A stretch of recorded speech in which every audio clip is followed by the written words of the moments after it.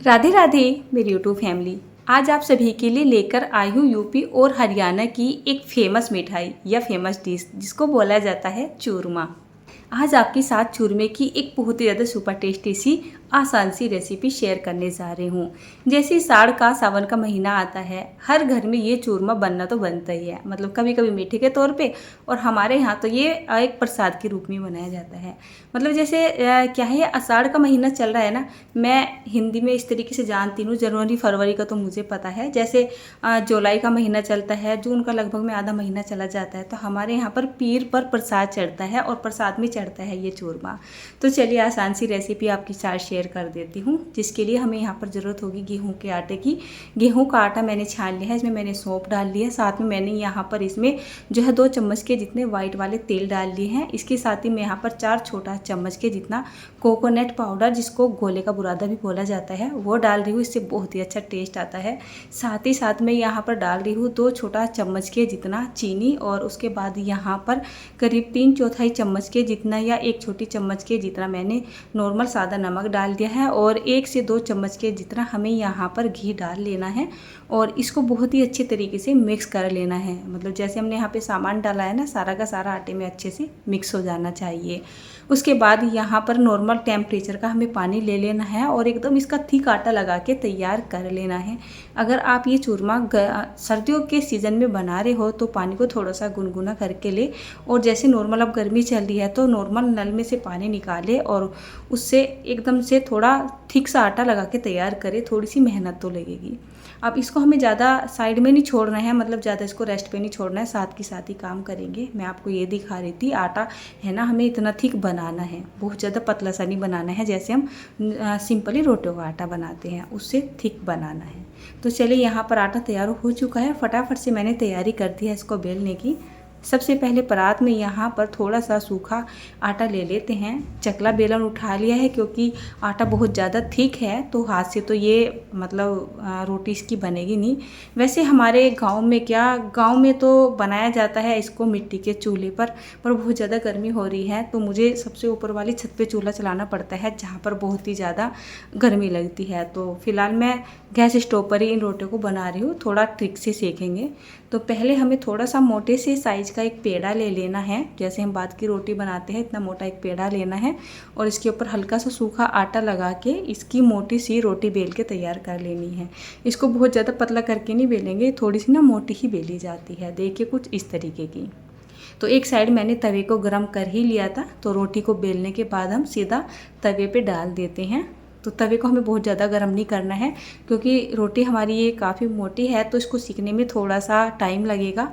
तो थोड़ा धीरे धीरे सीखेगी तो अंदर तक जाकर सीख जाएगी, कच्ची भी नहीं रहेगी। तो थोड़ा सा सीखने के बाद इसको हम पलट देते हैं, और पलट के दूसरी तरफ से इसको थोड़ा सा ज़्यादा ही सेक लेते हैं, एक तरीके से मतलब पूरा सा ही सेक लेते हैं। उसके बाद हम जो दूसरी रोटी हमने बेल ली है साइड में, जब तक ये रोटी तवे के ऊपर सीखी थी, उसको डाल के तवे को साइड में उतार देते हैं। गैस का फ्लेम मीडियम टू लो के बीच में करते हुए इस रोटी को सेक के तैयार करते हैं। इस रोटी को आँच के ऊपर डाल के ऐसे ही नहीं छोड़ेंगे, नहीं तो जल जाती है। तो उठा के थोड़ा सा धीरे से इस रोटी को सेक ले, ताकि अच्छे से सीख जाए। मोटी रोटी है ना, तो इसको सीखने में थोड़ा सा टाइम लगता है।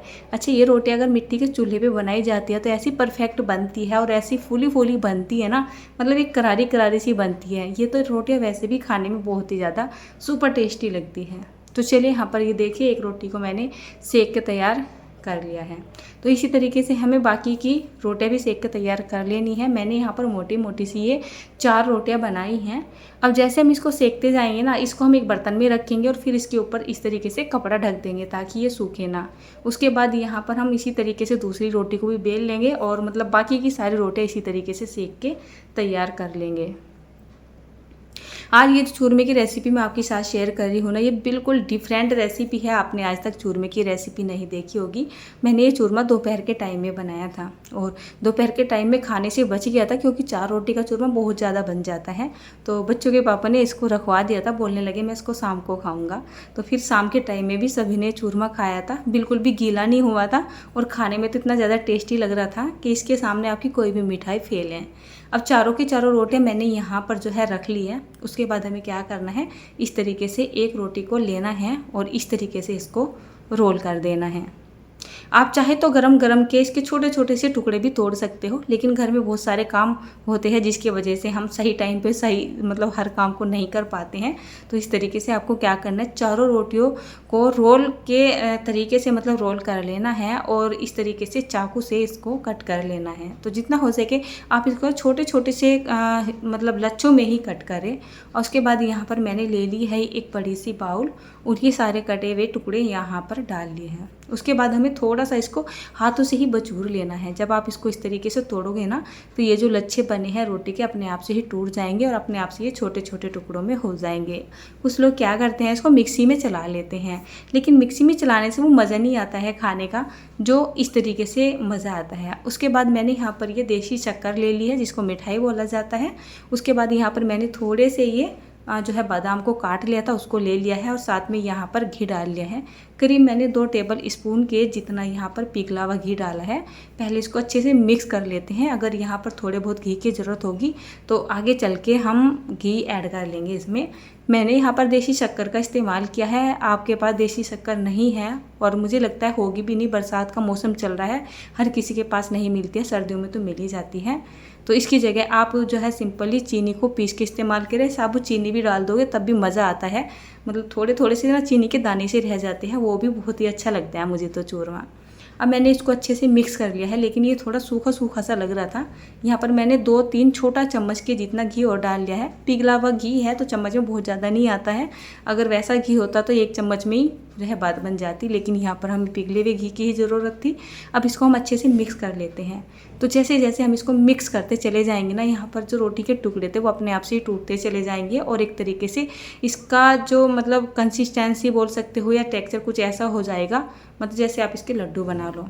एक बात है, हमारे यहाँ पर हमारे यूपी में खासकर अगर मैं बताऊँ तो हम तो इसको ऐसे ही बनाते थे बचपन से ही, मतलब हम देखते आ रहे हैं। मम्मी की बात करूँ तो जैसे हम छोटे छोटे थे तो मम्मी इस तरीके का चूरमा बना के हमें प्रसाद चढ़ाने के लिए पीर पर भेजती थी, तो हम ऐसे ही लेके जाते थे। क्योंकि जब पीर पे लेके जाते हैं ना तो एक दूसरे को प्रसाद दे के मतलब खाते थे वहाँ पे पीर पे चढ़ाने के बाद।